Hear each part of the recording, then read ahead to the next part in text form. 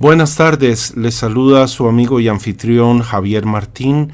Hoy es 1 de julio del año 2018 y tengo esta inquietud que compartir con ustedes. Un par de personas me han preguntado por qué yo estoy tan tranquilo cuando el precio del Bitcoin ha caído tantísimo y durante tantísimos meses. Se puede definir como una caída del 60% que ya lleva más de 6 meses o algo parecido. Y la razón por la que yo no me encuentro en lo más mínimo preocupado es porque yo lo que hago es observar a los bonos. Entonces también me han preguntado, porque yo he hecho estos comentarios, me han preguntado que cómo es que hacemos para poder entender el Bitcoin observando a los bonos. Y bueno, aquí vamos a conversar con ustedes un poco, compartir con ustedes nuestro conocimiento y vamos, como siempre, tratando el asunto de una manera muy sencilla pero ordenada. Los bonos, primero que todo, ¿qué son? ¿Dónde es que nacen? ¿Por qué existen? Los bonos son la mejor manera que tiene el gobierno para financiar sus operaciones. Otra opción que es mucho más desagradable para la población es que le aumenten los impuestos. Primero que todo, que tiene que pasar por algún tipo de asamblea o congreso, no puede ser nada más impuesto por el ejecutivo, entonces tarda más en hacerse y además se obtiene un montón de impopularidad, y el sistema democrático de lo que se trata es de ser popular para que pueda ser electo las más veces posibles, de manera que se pueda ostentar el poder para la consecución de los objetivos que sean del grupo de presión que está ostentando el poder en ese momento. Entonces, así las cosas, los bonos son una forma de financiar la operación del Estado sin que la población lo perciba como una afectación a su economía, aunque sí lo es tarde o temprano, sobre todo a largo plazo. El problema esencialmente con los bonos y con toda forma de deuda estatal es que el Estado no deja de crecer y por tanto, si el Estado no deja de crecer, la deuda tampoco va a dejar de crecer, y ese es un factor que nunca debe olvidársenos. El Estado no solo tiene que dejar de crecer ya, sino que tiene que empezar a reducirse, porque es un aparato demasiado caro que está financiándose con deuda. Llevamos más de 30 años financiando a los gobiernos alrededor del mundo con deuda, y eso va a pasarnos la factura más temprano que tarde. Observemos unas características de los bonos. Los bonos tienen por característica principal, y es algo que llama mucho la atención, que el aumento de su tasa de interés ejerce presión y hace subir la tasa de interés bancaria. Recordemos que la tasa de interés bancaria es el precio que pagamos por el dinero que nos prestan los bancos para poder construir, para poder remodelar, para poder implementar mejoras en una casa o para echar a andar un negocio, una pequeña empresa.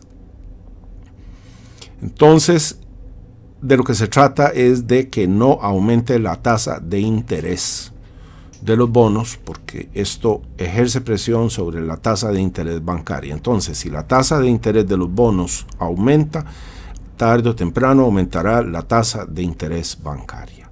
Y en teoría no queremos un dinero caro, toda vez que un dinero barato nos va a permitir más fácilmente alcanzar, establecer la empresa que queremos llevar a cabo.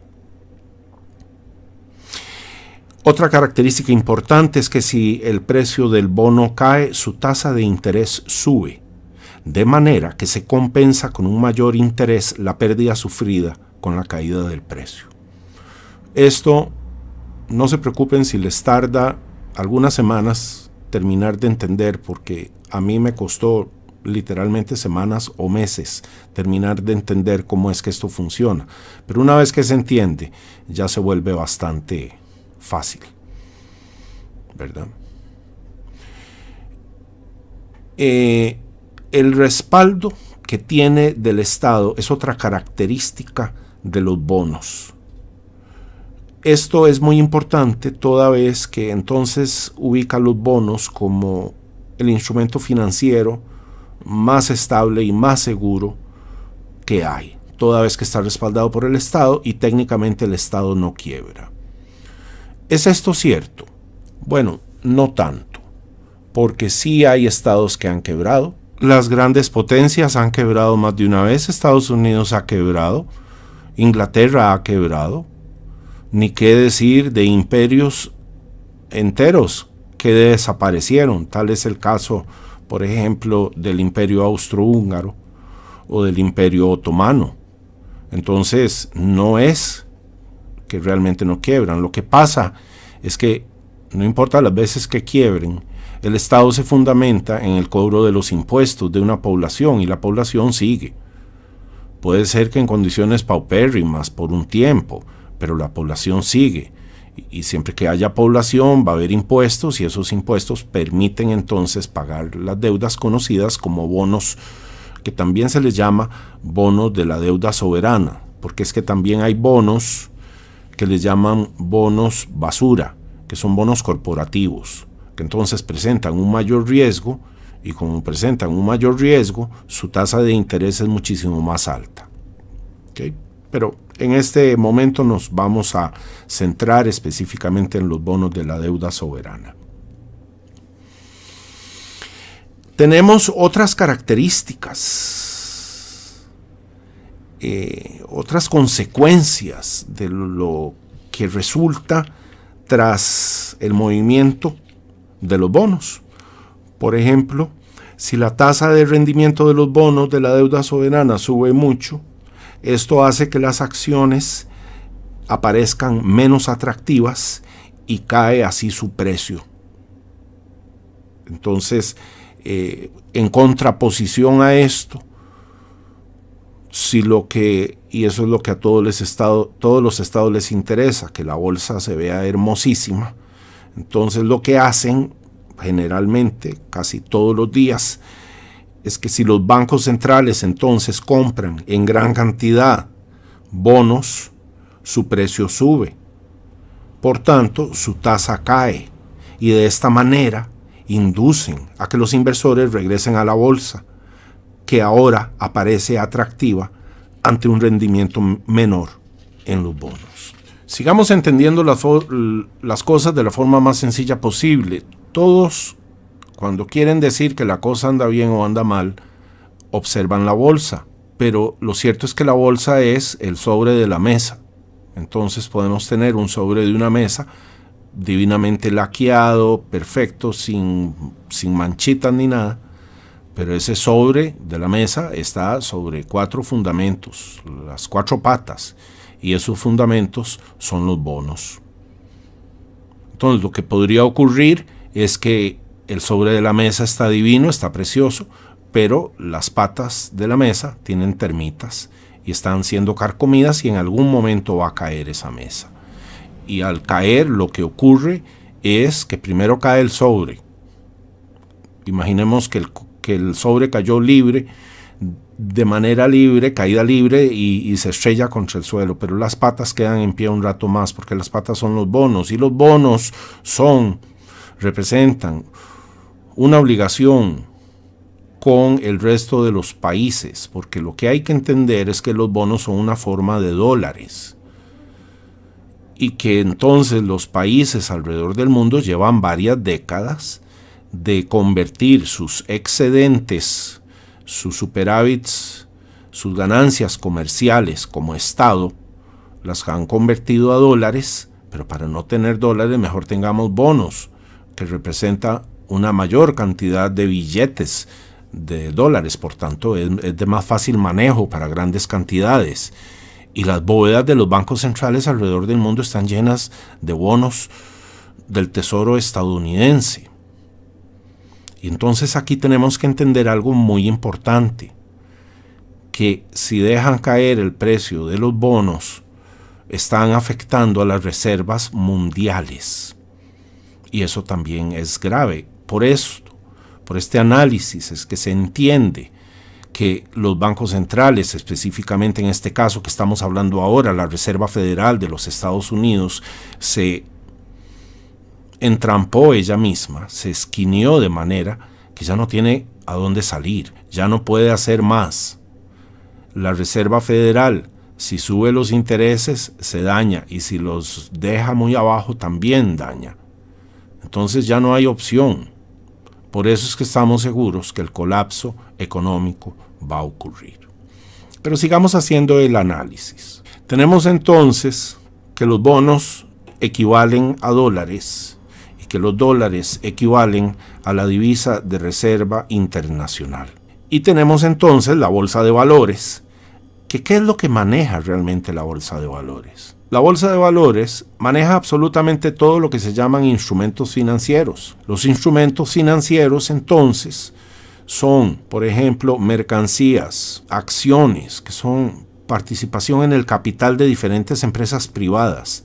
Y también hay derivados. Los derivados solo los vamos a mencionar, los vamos a dejar ahí quietos, porque meterse en los derivados es una cuestión de ingeniería financiera. Es justamente todo este montón de productos extraños que muy pocas personas alrededor del mundo logran entender, porque son harto complejos y son, por ejemplo, las permutas de incumplimiento crediticio, lo que hicieron ricos a la gente que apostó a la caída del 2008, mientras que fueron las obligaciones de deuda colateralizada la que produjo en masa esa crisis del 2008.